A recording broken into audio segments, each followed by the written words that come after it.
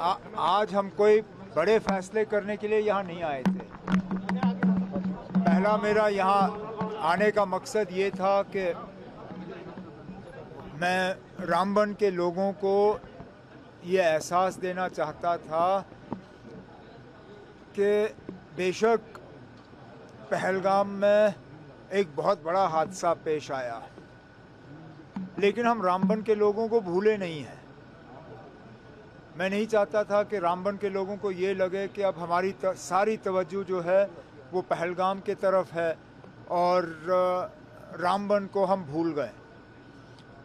तो जैसे ही श्रीनगर में मेरा काम थोड़ा कम पड़ा, मैं फटाफट रामबन आया, अपने साथियों से मिला, एडमिनिस्ट्रेशन से हालात के बारे में मैंने जायज़ा लिया।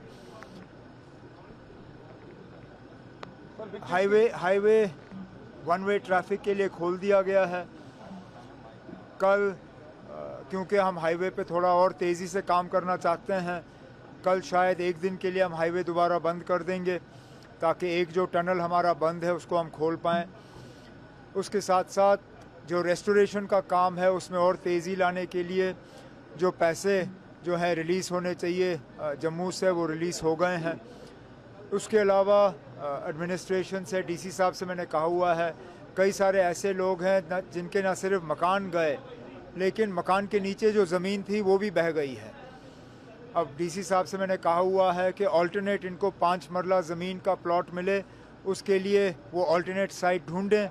ऑल्टरनेट साइट मिलते ही हम इनको जो है वो 5 मरला ज़मीन जो है वो ट्रांसफ़र कर देंगे।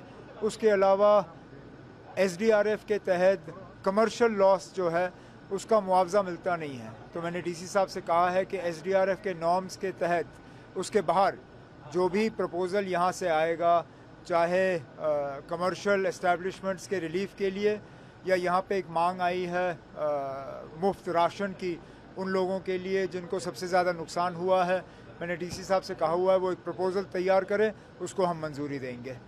और यहाँ पे ज़्यादातर जो डैमेजेस हुए वो सब दोज हाउसेज में बिसाइड द नालास, तो are you going to frame any?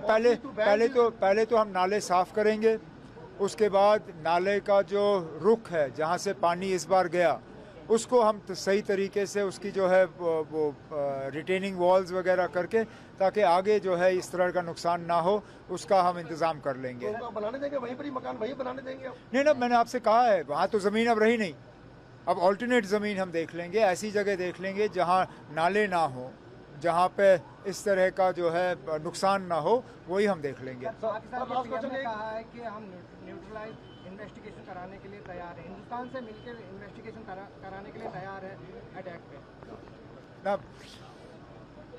उन्होंने पहले ये तो तस्लीम ही नहीं किया कि पहलगाम में कुछ हुआ। सबसे पहले क्या कहा उन्होंने? कहा कि ये हिंदुस्तान ने खुद कराया। अब जिन लोगों ने पहले ही हमारे ही ऊपर ही जो है इल्ज़ाम तलाशी की, अब उसके बाद तो फिर मुश्किल है ना और कुछ कहना। बाकी मैं उनकी बातों में कोई ज़्यादा तबसरा करना नहीं चाहता हूँ। जो हुआ बड़ा अफसोस है, नहीं होना चाहिए था। Sir, Indus water treaty hold किया गया है, लेकिन पहले हम देखें क्योंकि पानी के जमा होने की वजह से कहीं लोग यहाँ बेघर हो रहे हैं, क्या लग रहा है आपको कि इस सब को लेकर किस तरह से जो एग्जाम आप कैसे आप इन दोनों चीज़ों को कहाँ से जोड़ रहे हैं ना? आप इंडस वाटर ट्रीटी का इन चीज़ों से क्या लेना देना?